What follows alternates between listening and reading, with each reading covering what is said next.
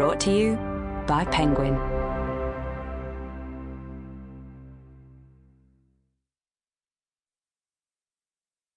Island Calling by Francesca Segal. Read by Kristin Atherton. From deep in her soul, she hears an answering voice.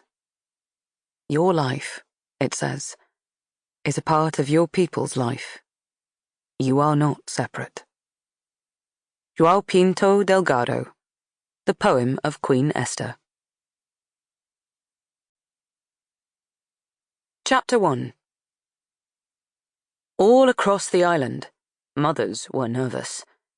The citrus groves were flowering and fruiting simultaneously, despite the humidity of island close. Far too fecund a metaphor beneath which to enact the night's revelries. It was Tuga de Oro, a festival of courtship that fell on the August full moon, by whose clear white light confessions were unburdened, hearts were risked, familiar faces considered anew. There were bonfires, music, and feasting, the day's snapper-catch not frozen for modest export, but grilled for the pleasure of the island over smoking oil drums. The trees were hung with lanterns, the earth between them scattered with traditional Tugan blankets. Low canopies of twisted branches offered ample privacy beneath which to make mistakes. Last Tuga de Oro, newly arrived Charlotte Walker had offered her excuses and stayed quietly in her little cottage, made anxious by the atmosphere of romantic possibility. She had imagined the evening a blur of moonlit citrus smoke and tacit permission. This fantasy turned out to be accurate. But this year, there was nowhere she'd rather be. At the makeshift bar, Betsy was pouring small tots of a glossy liquid into a row of miniature jam jars, some of a number that seemed to find their way onto the island from the breakfast buffets of passing cruise ships, and were repurposed everywhere from Betsy's cafe to the medical clinic. Etrog liquor was the rich, grassy gold of new olive oil, thick as syrup, a stronger limoncello made not from the fruits, but from the heady, fragrant leaves. It was meant to be taken as a shot. Betsy pressed one into the hand of anyone passing. Paz, Dr. Charlotte. You know, I was thinking if any beast causes you trouble tonight, it will be that moshav donkey. Janet's always full during a full moon, I find.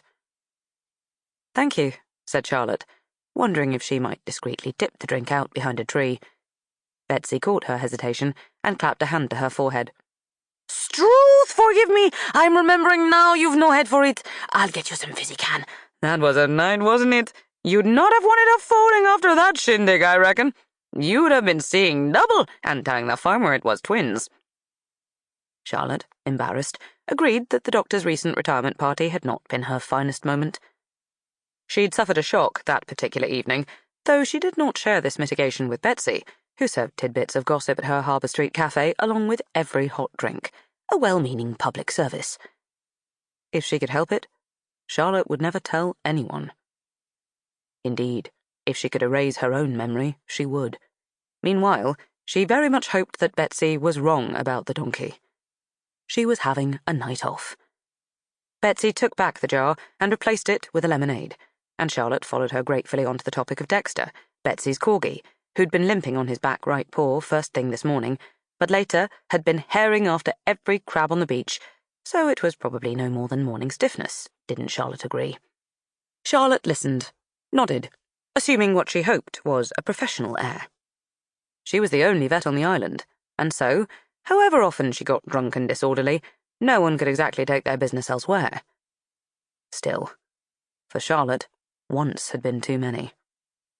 At that moment, she saw Levi Mendoza approaching through the dusk and bonfire smoke, his dark hair still wet from the lake, his teeth very white in the darkness as he caught sight of her and grinned. Never had she been so aware of her heart as a muscle than these last weeks with Levi. Powerful, involuntary, and entirely responsive to the maddening, charismatic man now coming closer in the darkness. Levi worked on her like an enchantment. Uptight, self-conscious Charlotte had been freed from the constraints of being her lifelong London self. She had let go of the theoretical, the defensive, the prudent. With Levi, a thought in her head became the words on her lips, and restraint, which had been... Sample complete. Ready to continue?